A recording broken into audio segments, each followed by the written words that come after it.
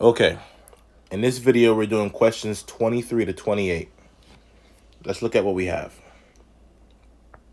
So for number 23, we're given some information. Let subset A equal to the set of 1, 3, 5, and 7. Subset B is the set of 5, 6, 7, and 8. Subset C is the set of 2 and 5. And subset D is the set of 2, 5, and 8. And let the universal set be the natural numbers starting at 1, counting to 8.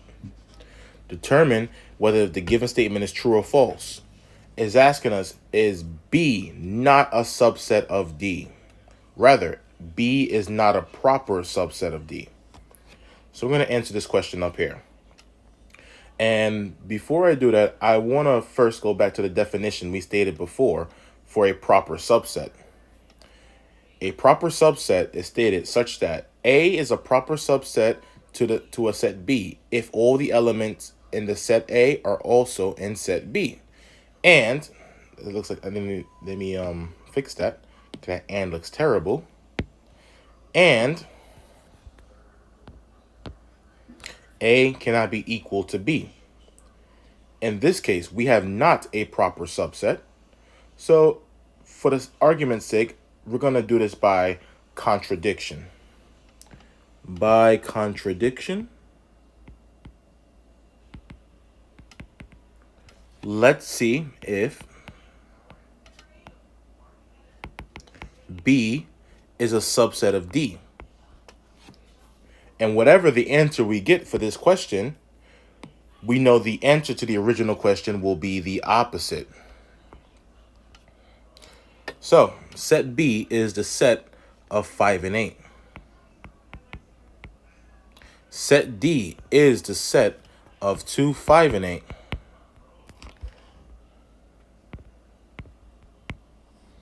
So, let's see if B is a subset of D. All the elements in set B has to also be in set D. The 5 and 8 inside of set B. There's a 5 and 8 inside of set D. I put C by accident. Rather, no, I'm using the wrong set. My apologies. Let's fix that. Using the wrong set. Set B is the set of 5, 6, 7, and 8. My apologies.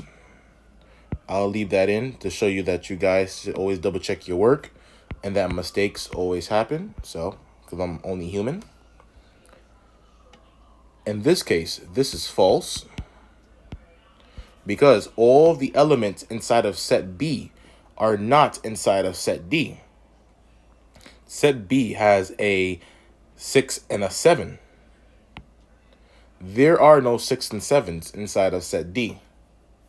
Therefore, B is not a subset of D. And because this is false, that means the answer to 23 is true. B is not a subset of D. Okay. Number 24. 25 wants to determine if the statement is true or false. So 24 says we have the intersection of the sets 3, 5, and 7 and 4, 6, and 7, and we want to determine if that's true. Well, let's first remember what an intersection represents. So we're going to write that below. This symbol means intersection. And an intersection, I'm first going to write it in set builder notation.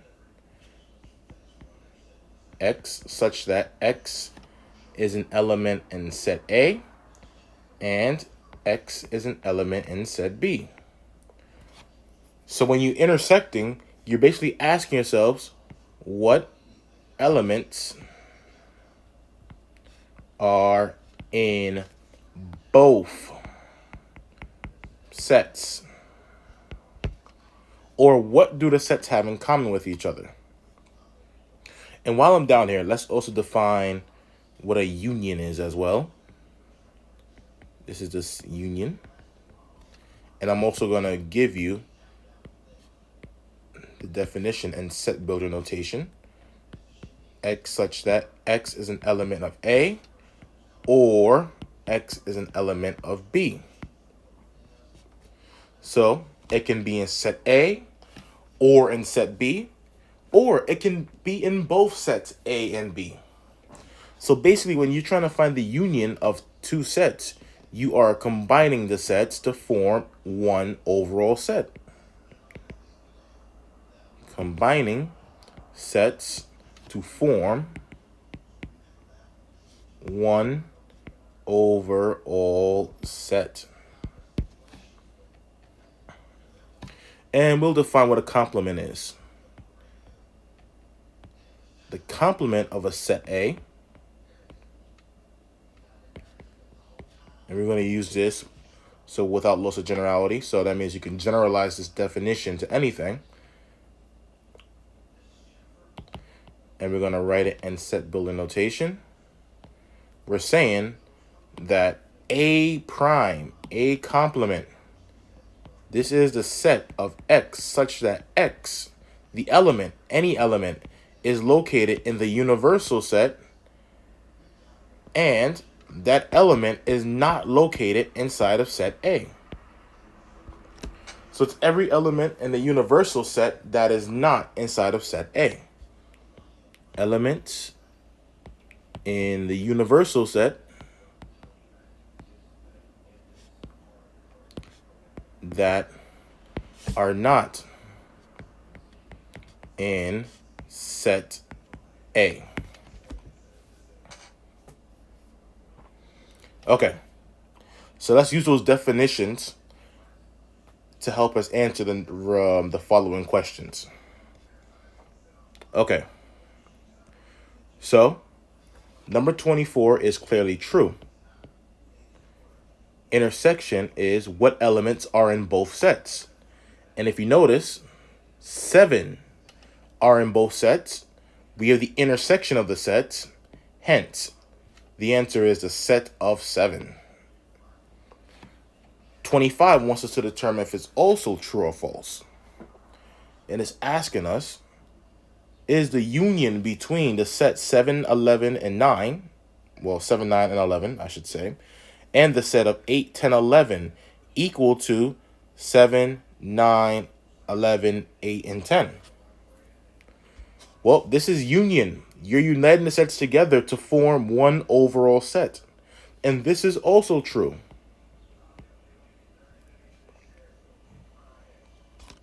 You take the sets, you put them together to form one overall set, because the elements can either be in set A or in set B, or in the case for 11, the element 11 is in both sets. So there you go. Number 26 is not a true or false question. It's a little bit different, but it says find the cardinal number for the set. The cardinal number just asks how many elements are in the set. The number of elements in the set. In set B. And there's only one element inside of set B, which is the word 8. So the cardinality of B is going to be 8. Sometimes we write it using absolute values, but we should be used to the function notation. So I'm going to write 8, but sometimes you may come across some instructors, especially those that teach the more advanced math classes, using the absolute value when it comes to the set. Absolute value just means like magnitude, distance, how long the set is. So we can determine how long a set is basically by the number of elements in the set. All right, 27 and 28. So we have the universal set being lowercase alphabet letters from Q to Z. Set A being a subset of Q, S, U, W, and Y. Set B being a set of Q, S, Y, and Z. And the final subset, which is subset C, being the set of V, W, X, Y, and Z. List all the members of the indicated set using set braces. Okay, so roster notation should be the answer. Now, 27 says it is going to be the complement. You see, the complement of the intersection of A and B. So that means you want to follow the order of operations. You want to first focus on inside the parentheses. Then, once you know what the set is inside the parentheses, you can then find its complement. Okay, so we'll do number 27 and 28 down below because there's more room down there for us. And then we can answer the question in its entirety.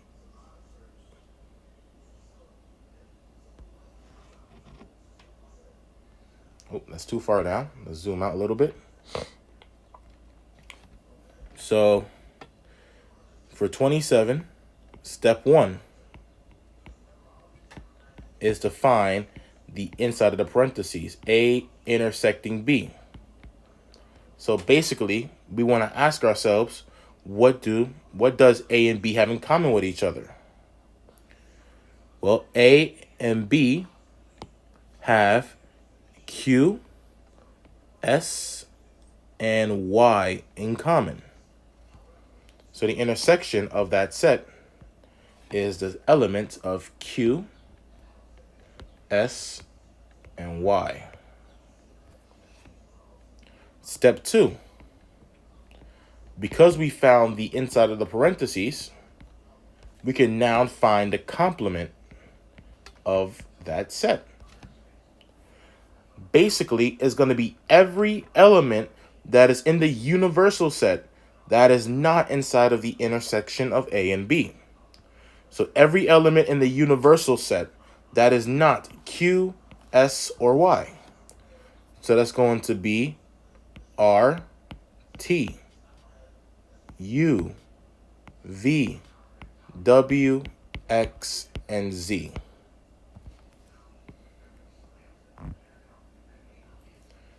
And there's your answer for number 27. Let's write that U better.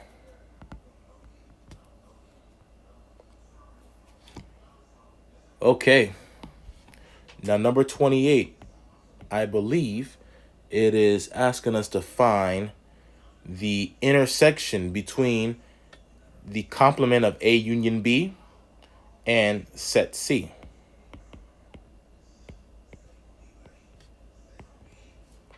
So once again, we need to first find the inside of the parentheses. This is a 3-step problem. So step 1, find the union between A and B.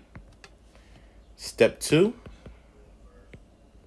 you want to find the complement of A union B. And then step 3, you want to find the complement of the union intersected with set C. So you're building your way up. Okay, so let's start off small and let's use different colors to indicate. Union of A and B. Union means either A or B or both. Basically, you can unite the sets to form one overall set. So I'm going to take set A and set B, and I'm going to combine this to make one overall set. So I'm going to write it up here. So A union B is going to be the set of Q, S, U, W, Y, and Z. Q, S, U, W, Y, and Z. So let's write it down below. Q, S, U, W, Y, and Z. Let's close that up.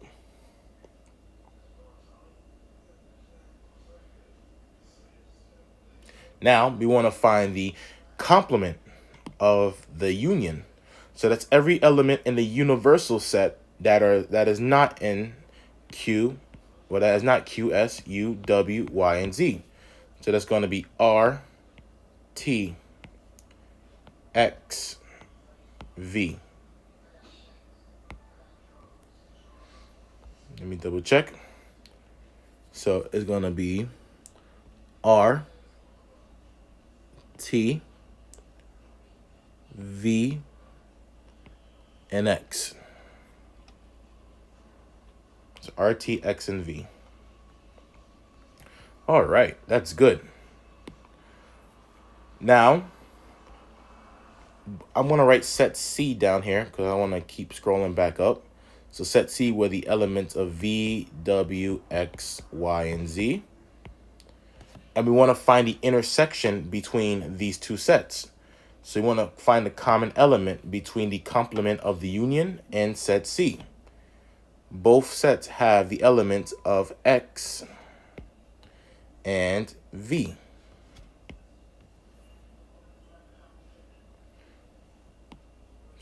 The answer is going to be V and X.